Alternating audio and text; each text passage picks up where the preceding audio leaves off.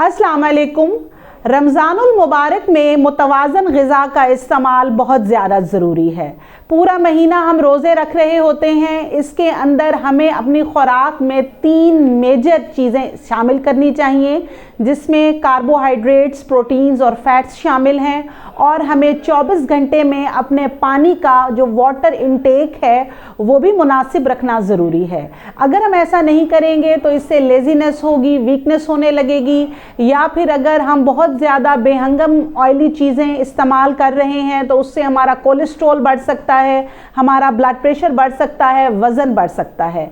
और लेकिन अगर हम रमज़ान के दौरान अपने सहर व अफ्तार की रूटीन को दुरुस्त कर लेते हैं, अपनी डाइटरी हैबिट्स को मॉडिफाई कर लेते हैं, तो हम रमज़ानुल मुबारक सेहतमंद तरीके से गुजार सकते हैं।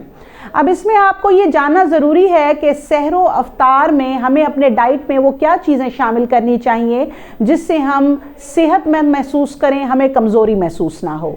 इसमें जैसा कि मैंने आपको बताया कि हमने जो भी खुराक लेनी है उसमें 3 मेजर चीज़ें, प्रोटीन्स, कार्बोहाइड्रेट्स और फैट्स का होना ज़रूरी है। अब इसमें हम सहरी की बात कर लेते हैं कि सहरी के अंदर आप होल व्हीट की रोटी यानी गंदम की रोटी इस्तेमाल कर सकते हैं, या गंदम का पराठा भी इस्तेमाल कर सकते हैं। इसके साथ आप जो हैं वो इसमें आपको कार्बोहाइड्रेट्स मिलेंगे। फिर आप इसमें अंडे का इस्तेमाल कर सकते हैं जिसमें आपको प्रोटीन मिलेगा। चिकन के या बीफ के बने हुए अगर कबाब वगैरह पड़े हैं आपके पास, आप उसको इस्तेमाल कर सकते हैं। थोड़ा सा सालन अगर पड़ा है, जिसको सालन के साथ सहरी करना पसंद है, वो इस्तेमाल कर सकते हैं। दही की 1 प्याली ले सकते हैं, उसमें चाहें तो थोड़े से आप खुश्क मेवाजात मिला लें, चाहें तो उसमें 1 चम्मच ईसबगोल का डाल लें, चाहें तो उसमें फ्रेश फ्रूट्स डाल लें। इसके साथ आप लस्सी और दूध का इस्तेमाल करें।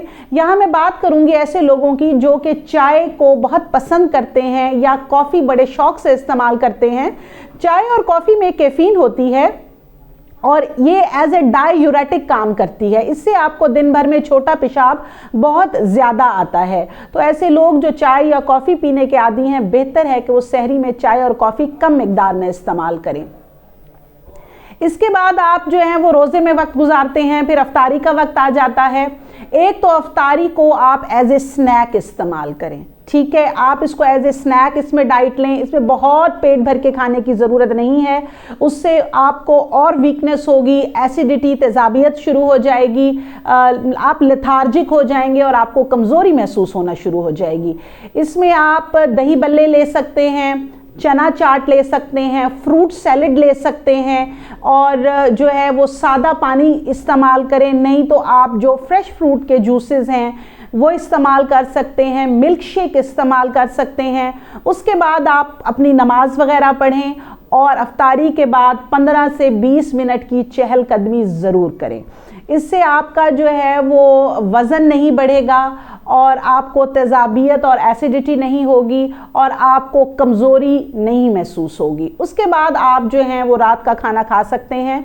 उसके अंदर भी आप होल व्हीट की रोटी इस्तेमाल कर सकते हैं, कोई सा सालन ले सकते हैं, सैलेड लेना चाहें तो सैलेड ले सकते हैं, दूध या लस्सी का इस्तेमाल करना चाहें या दही लेना चाहें तो वो आप ले सकते हैं। अब हम पानी के मुतालिक बात कर लेते हैं कि पानी हमने पूरा करना है अफ्तारी से लेके सहरी के बीच में।